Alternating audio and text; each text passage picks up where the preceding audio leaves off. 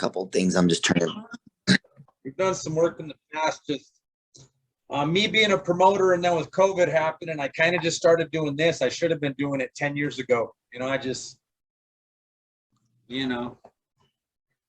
I feel you. just networking with people, and I just should have been doing it a long time ago. We've done Raz Kaz, Young Bleed, Zigzag. We're about to do Keith Murray. We're just starting up. Like, I've been a promoter about 10 years. Like I said, I should have been doing this, but we just want to try to hit every aspect of this hip hop we could do. I feel that. That's crazy. You got Zigzag on there. You know what? I opened up for him years ago, and same thing. COVID, just everybody didn't grind different. I met him, and I just told him, like, you need to start doing this social media stuff. A lot of the older cats don't mess with it. Yeah. Instagram, TikTok, it's a pain in the ass, but it's fucking needed. Right. Right. You can see me pretty good, yeah? Oh, yes, sir. Yes, sir. Yeah. Up in the telly, my friend? Yeah. Yes, sir.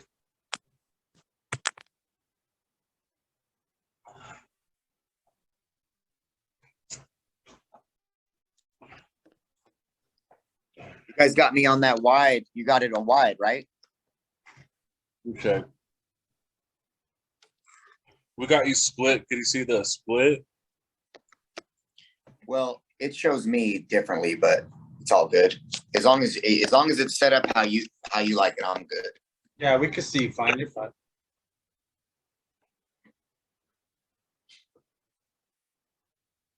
And you can hear me all right?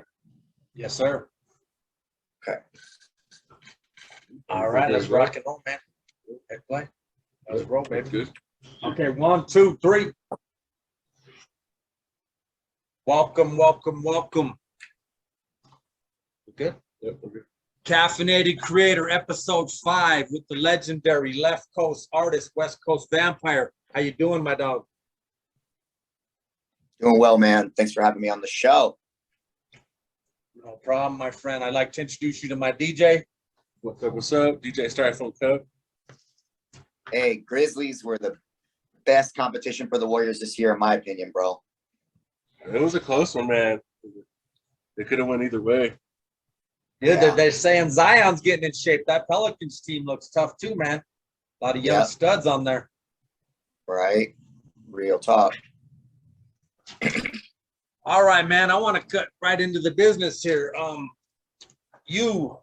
I've opened up for you. I've seen you progress. Just get better and better, like fine wine. What got you into this game? Hip hop. You know what? I always liked hip hop and alternative type music, but I was really wanted to make it like a live band thing. You know what I mean?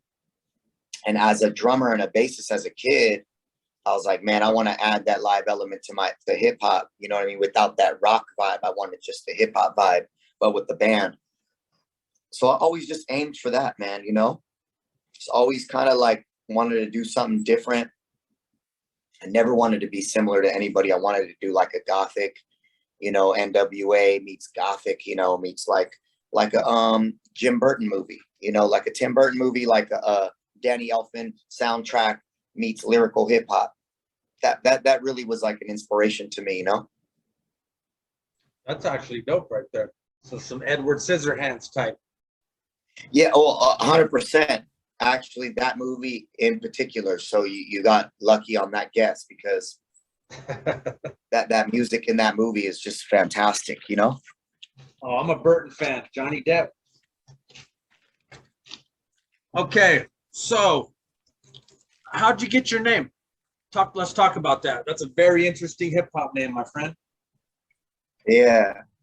So a couple of my friends from my band at the time when we were young, I started the Kung Fu thing real young as a kid, basically.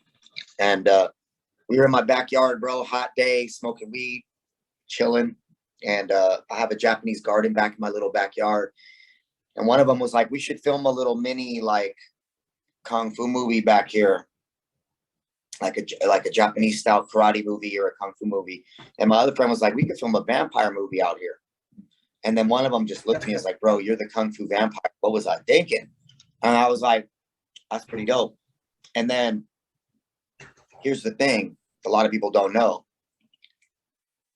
That was going to be the name of my next album with my group. And then I ended up linking with the producer. We started making gothic beats and Asian style instrumentation. You know what I mean? And that album just came together like that. It was by the time we were halfway done, I was like, man, I'm going to go buy Kung Fu Vampire, you know, because that just fit everything about martial arts background, my Zen thinking, you know, my like peaceful way of thinking. And then the vampire, the evil, the dark, you know what I mean? Yes, sir.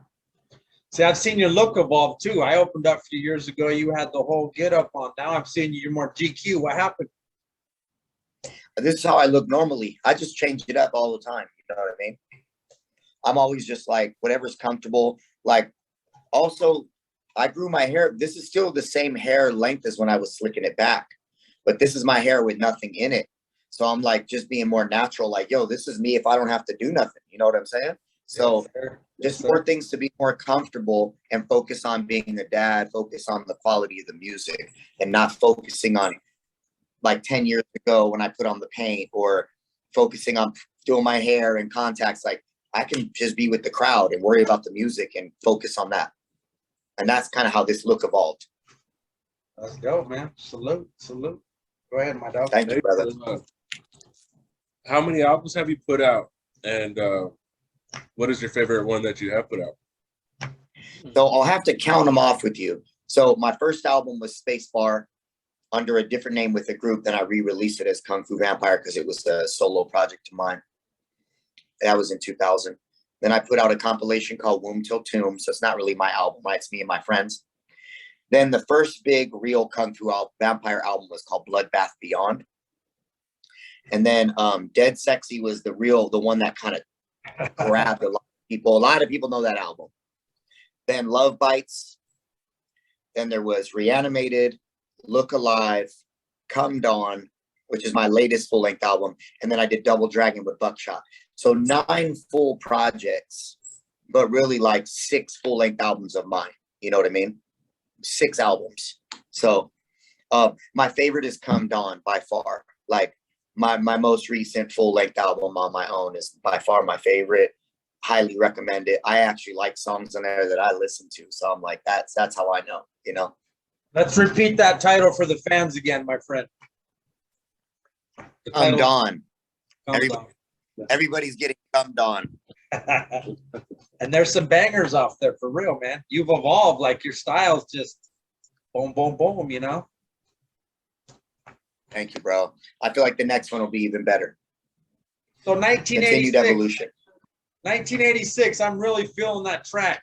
How did that come about? I'm an 80s kid, man. Yeah, man, I'm just a big fan of the synthwave in 80s. And that just was like the best year, bro.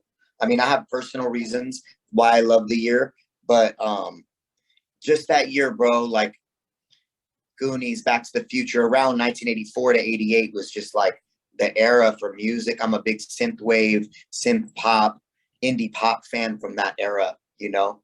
And I'm into the 80s, and you're going to hear and see more 80s influence and 80s shout outs from me. You know, that's what I mainly listen to is 80s synth music. And so 1986, man, it just felt right. It was like, hey, this is the introduction to me doing 80s vibes, even though it's not 80s music, just the influence. Yeah, I was on a job site, bunch of redneck dudes. I threw that in. They're like, who's this guy? He's banging, you know? So it's like you bridging the gaps with that one. They say he's banging. I'm telling you, man.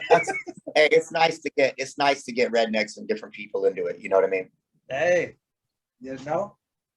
What you got, my friend? So hey, I was doing a little bit of research, and I seen that you did have some features. And the features are across the board, you know what I mean? So it gets to like X-Rated, X-Clan, and then like Twisted and Juggalo stuff. Is there anyone that you want to work with that you haven't? Ooh. I mean, there's a difference between who I want to work with, who's reachable, who's not. You know what I mean? If I could work with anybody, I would try to work with the OGs from the 80s and 70s and early 90s and things like that. You know, it'd be fun to work with Timbaland, Magoo, and Missy Elliott, right? But that's not really something reachable, obtainable for me. But like Cypress Hill, like Be Real, that's somebody that I do know and have friends that know. So that would be really cool to do a song with Cypress, or at least with Be Real. I seen you did a song with Kubnut. Yeah, right before he passed away. Rest in peace, Kugna. Yeah, Yeah. I did. That's pretty dope, dude. I was unaware of that until I read about it, and then I was gonna ask you, how did that come to happen? We met through mutual friends. I met him when I was a little kid at the studio. I went to the same studio as him in Sacramento, which is 2 hours north of where we live, in the Bay. And yeah, man, he's just the best, man. He was just so good. I had to have that voice, and we became, somewhat friends, although I was, a lot younger. And he fucked with me and gave me a verse, and that was really cool. And I was a fan after I got to know him more. Yeah, us being Denver kids, like we really grew up on that Bay music, JT the Bigger Figure. They had all those compilations, Herm, Master Yeah. P, West Coast Bad Boys. Like I like those compilation albums. A lot of flavor. Herm was probably the first person to do those compilations. Him and Master P and them, and the Black and Brown His Latin Entertainment ones. Those were all like the first ones, man. 16 with a bullet, 17 reasons, all that. Oh. 18 with a bullet, 16 reasons, 17. They went up. Oh yeah. See, that's why we do this, to pay homage to you guys. Like we're trying to get San Quinn on here next. Just dudes we grew up with that we think are still hot. Just a lot of these young kids think, you get to a certain age and it's like, this is what we grew up on. This is what we love. This is our era of music. Find a lot of youngsters, if you put them onto it, they'll like it. You know what I mean? A lot of teenagers and stuff, they'll like it if you put them onto it. But yeah, after the show, tomorrow, next day or whatever, I'll try to tie you in with people that you might need to reach out to. I can help you out. Oh yeah, I appreciate that, man. So your style, you said, is like a gothic hip hop style. Would you say you kind of? I'd say when it started. What's that? Would you say you originated that kind of style? I actually coined the term gothic hip hop and goth hop. I was the person who came up with that name and coined it back 22, 23 years ago in the year 2000. And it got big without people even knowing that I like kind of created and coined it, because I didn't keep like pushing it. And I'm not like a credit monger, so I didn't like try to take credit for it or anything. But people know that obviously like that's my shit, But a lot of people many, many years later ended up doing that style of music and not realizing it. So it's pretty cool. Yeah, it's pretty dope. So you blessed us with this time. You're on tour right now. You just said 20 years in the game. What keeps you going? What keeps you on tour? What keeps the fire going? It's a great question, man. Well, that's all I know. It's what I know. This is what I do. And I love it. And I feel like this is the definition of living. It's really hard, and then it's really gratifying. And then the next day is really hard, and then that night is really gratifying. Like this interview, I'm starving. My throat's a little groggy. I don't sound like this normally. My hotel's nice, so that makes it nice. But then I got to get ready. I just did the drive, and it was like 6 hours. So I'm going to try and rest up, eat. The performance is fun, but it's hard for me because we go hard. And then after that, you feel so good. You got a really good workout. You made a lot of people happy. And that's what keeps me going, is the people. The people, the art form and the people. Trying to continue to elevate, I dig that. Like maybe 2 years ago, I opened up for Chino XL and I asked him the same thing. And he's like, water, sleep, don't be getting drunk all the time. Like people just see the rap videos and hanging out. This is a business. You do your show, maybe you do a meet and greet, have some drinks, but then you got to hit the road, get some sleep, next day. Correct? Yeah, I think with maturity, not age, with maturity, people realize sleep, workout, water, continue is the right way to tour. I learned early on to stop partying, on tour. And some people don't learn until they're just destroyed, so it just depends what your thing is. My vice is lifting heavy weights, eating healthy, trying to be healthy. I want to be healthy. You know what I'm saying? So I don't think it's cool to get drunk, but I like to drink. I'll have a couple drinks. I'm not a square bear, but I just don't like the way I feel the next day. You know what I mean? I'm just matured, so. So what you're saying, you just bring a sexy back. Yeah, man. I think the better shape you're in, if you can be in shape and be healthy, you can put on a better show. That's what it boils down to. And like my drive today, I felt fantastic. You know what I'm saying? Had one drink last night, got 8.5 hours sleep, 6-hour drive, no problem. Try and do that drive on 2 hours sleep and alcohol and a hangover. It's not happening. Okay, so we're the Caffeinated Creator Podcast. What's your poison? Red Bull, coffee? What are you doing? I'm one level below a coffee snob. Like I'll drink hotel coffee. I drank it this morning, but I like a nice black coffee, medium roast. You know what I'm saying? High quality, no Starbucks, none of that crap. I grind my own beans. You know what I mean? I use a French press, and then the last few months I've been using stevia instead of monk fruit. I stopped with the sugars and stuff years ago, and at first the stevia doesn't taste that great, but allegedly there's 0 negatives to it. So I go with that. Coconut oil in the coffee sometimes, you know what I mean? Mm-hmm. And then if I'm not really tripping, I do like it with heavy whipping cream, just a little splash in my black coffee, and that's fantastic. That's my poison, man. I gotta have that. No talkie before coffee. You know what I mean? Yes, sir. Go ahead, my dog. I'm the same, my friend. So like you have major accomplishments of all kinds of things that you've done. I've seen that you performed at the Playboy Mansion, been at the Gathering, Juggalos, and all kinds of cool stuff. Can you tell us a little more about all that, how that happened? Well, I'm going to keep the Playboy Mansions short. My neighbor, who he was like a mentor and older friend of mine, he had his 30th or 40th birthday at the Playboy Mansion because he invented the removable stripper pole. And that was his patent, stripperpole.com, his website. So he wanted us to play his 40th party or his 30th. I don't remember, but so we played, bro. And I had partied there with him before, which is crazy, like 2 years before. So yeah, it was an insane experience. I had my 10-piece band at the time. It was before touring. Fantastic, man. Just everything you can imagine. You couldn't get me out of the grotto. I just was in the water the whole time drinking Bloody Marys. Couldn't get me out. The legendary grotto. So I was in the whole time. But yeah, it was beautiful. Playmates, bunnies, bikinis. Okay. It was great.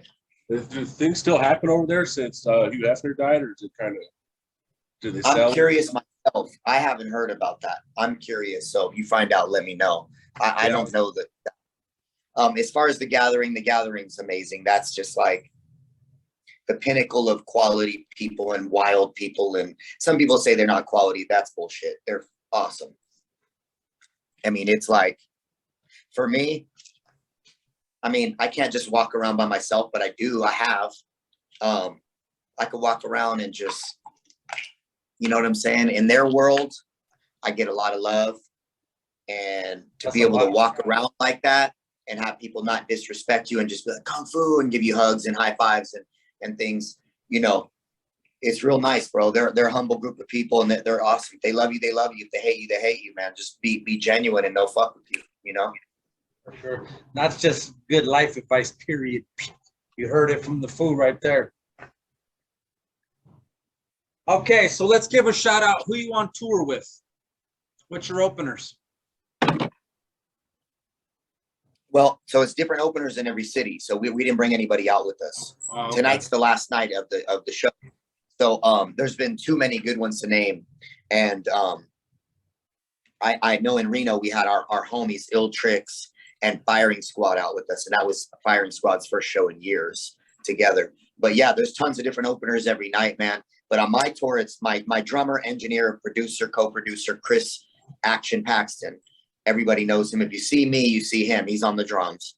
And then I got my boy Sharky and my boy Josh on the beat out with me doing merch and business stuff. So yeah, man, we're lean and mean. I'm the driver and the performer. Then there's the drummer who's also the sound man who does sound check.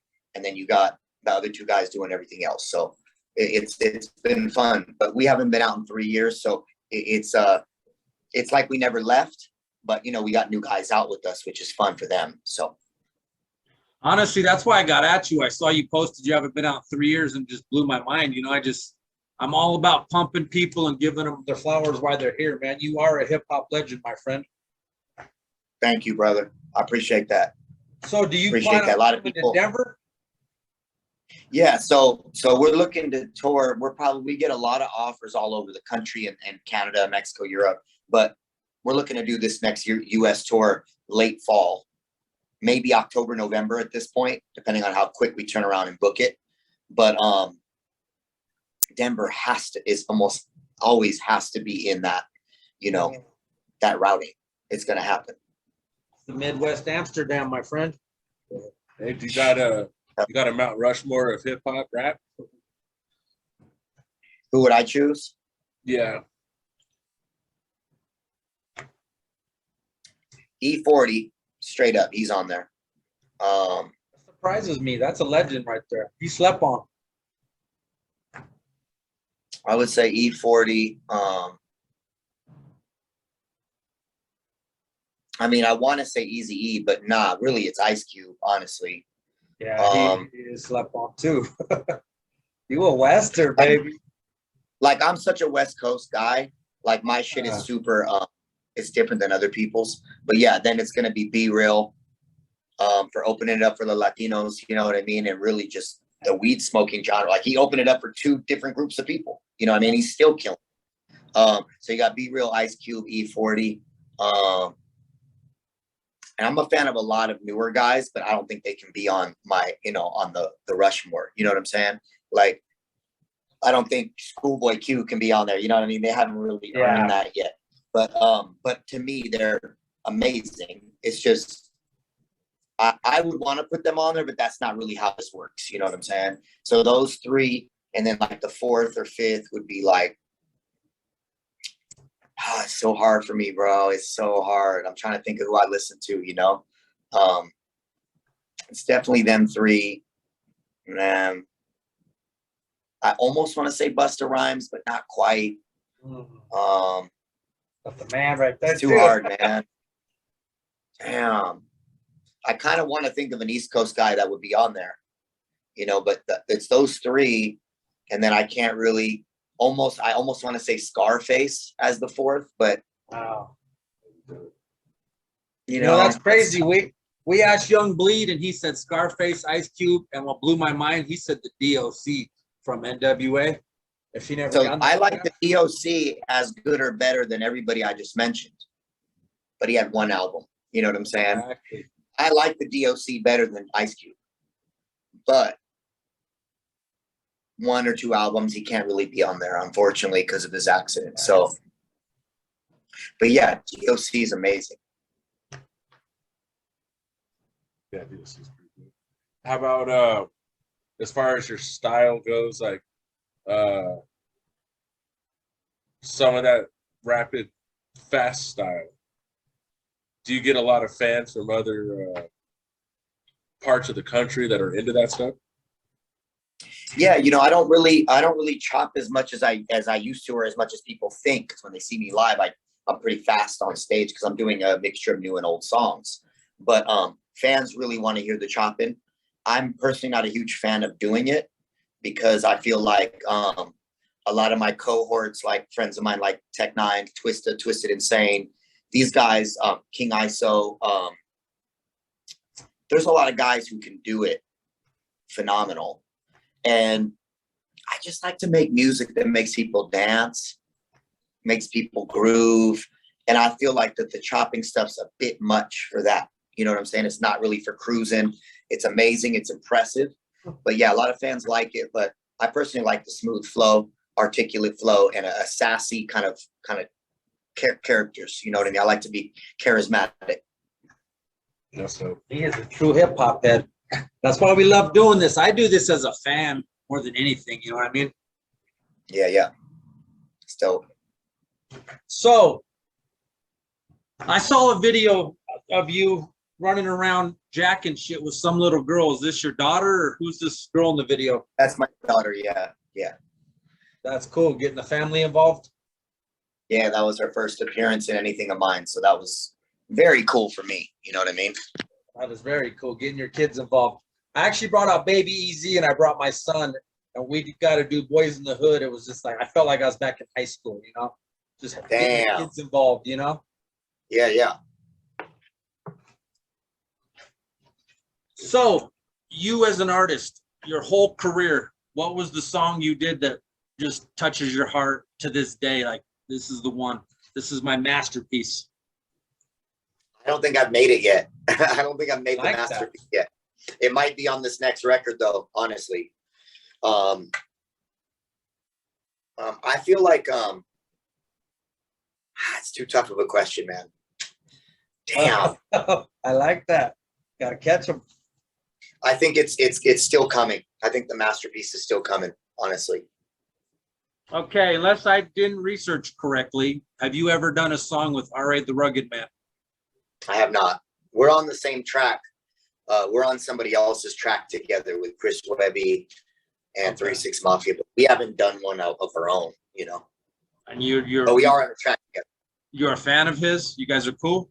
Oh, he's amazing. Yeah, we've only met once, but he knew who I was when we met because we have mutual friends. My buddy Locksmith told him a lot about me. And when Lock was on his first big tour, it was with me on a co-headline.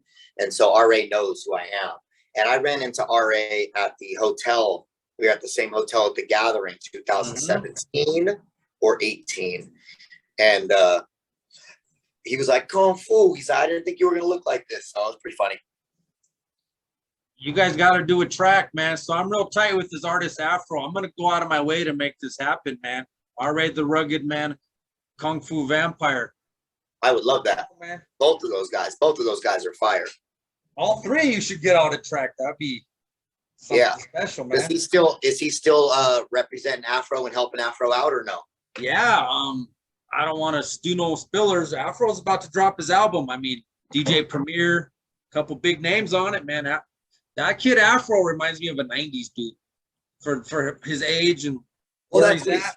That's what he's doing. He's doing like a throwback thing. You know what I mean? Like he's kind of a throwback guy. Our era. That's what I told him when he was here. I said, you remind me of like Mobb Deep, or not that he just raps like him, but he pays homage to hip hop. This era is like, fuck hip hop. You know, he's like, he respects it. You know what I mean? Right. Fuck yeah. You a fan of battle rap? I used to be. I would watch it a lot. Yeah, I don't know much about it anymore, but yeah, my boy Dirtbag Dan, who's one of my close friends, he's super legendary. So when he was doing it, I was watching and paying attention. Damn, I haven't heard that name in a long time. That's when I saw you guys touring at Black Sheep in Colorado Springs. It was you and Dirtbag Dan. Yep, 8 years ago. Yeah, that's good. Yeah, I heard you say Locksmith. I see Locksmith battle a couple times on the net, so that's why it's like. Yeah, that was before I knew him, and before I was even watching stuff like that. He was amazing. Same with Recognize. Same with my homie Recognize was an amazing battler too. I heard they're bringing Grind Time back, but I've only seen a couple things. Damn. So how did that track with you and X-Rated come about? Oh man, as soon as he came out, we linked up. Love the guy, good friend of mine. We knew about each other when he was inside. And I brought him to the studio right away. We made it happen. He came and did the video. It was his first time at the beach, 28 years. So pretty crazy. Why was it his first time at the beach in 28 years? Tell this world.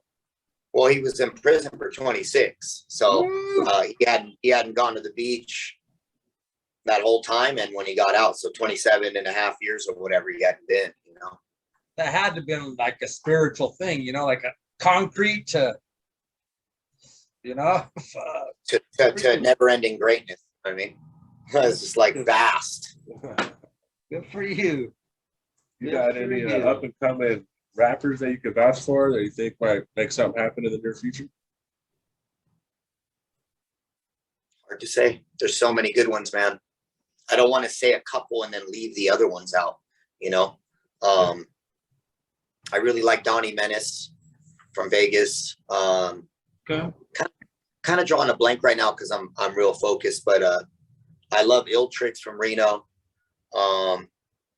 There's just a lot, man. I don't really, I'm not a huge like good on memory of new things. I hear stuff that I like, I add it to a playlist, show respect right then and there. But I'm very like, I'm not really listening to hip hop a lot. You know what I mean? I'm just kind of living the culture, if that makes sense. I'm living the culture, but not necessarily listening to it. And I like a lot of new stuff that is already where they're already popular. You know what I mean? Like I like bass stuff. I like Neff the Pharaoh and G-Eazy and things like that. So Neff the Pharaoh, there's the Bay again. You representing that Bay always, baby. oh yeah. Rolling with my motherfucking strap on the side of me. Don't fuck with the East Bay G. Yeah. My dog. Anything else? The guys you mentioned before that are with you right now on tour, is that part of the group? Like a group? No, so just my drummer is the only one on stage with me. And so I sing, rap, he drums and fills all that in and hits keys on certain triggers. It's a very intricate stage thing. But basically a lot of my backing tracks other than drums and stuff is on stage with me. We used to have a full band, now it's just us two. So it's two on stage, two off stage helping out. That's pretty dope though. That's like a lost art form. Like a lot of times people just hop on stage, do a sing over like a karaoke, and then it's done. You don't hear no live music or live drums or nothing. That's pretty dope. That Beastie Boys style. All right, so I got one question for you. So we need an intro for the show. Okay. You gonna hook us up? Yeah, what do you want me to say? No, we'll just talk after this. I want to talk about. Oh yeah. I got you. Okay, my dog. So Kung Fu Vampire, 20 years in the game, representing the Bay, still out on tour, still making hits, still grinding. So appreciate your time, my dog. Thank you, man. Feelings mutual. I really appreciate the interview. Thank you guys for being professional, doing your research, all that good stuff, man. No, like I said, we're fans before all this. I've opened up for you to interviewing you. Like this is big for me. What time's your show tonight in Utah? I'm on at 10 o'clock. Doors are at 8 or 7 or 8. And Where's so it at? We're at Liquid Joe's tonight in Salt Lake City. Yes, sir. Hey, have a great show. Stay safe on tour, my friend. Right on, man. Hell yeah, much love. All right, I'll talk to you after this, my friend. I appreciate you. Okay. All right, man. Much love. Respect to you guys. Much love. Peace.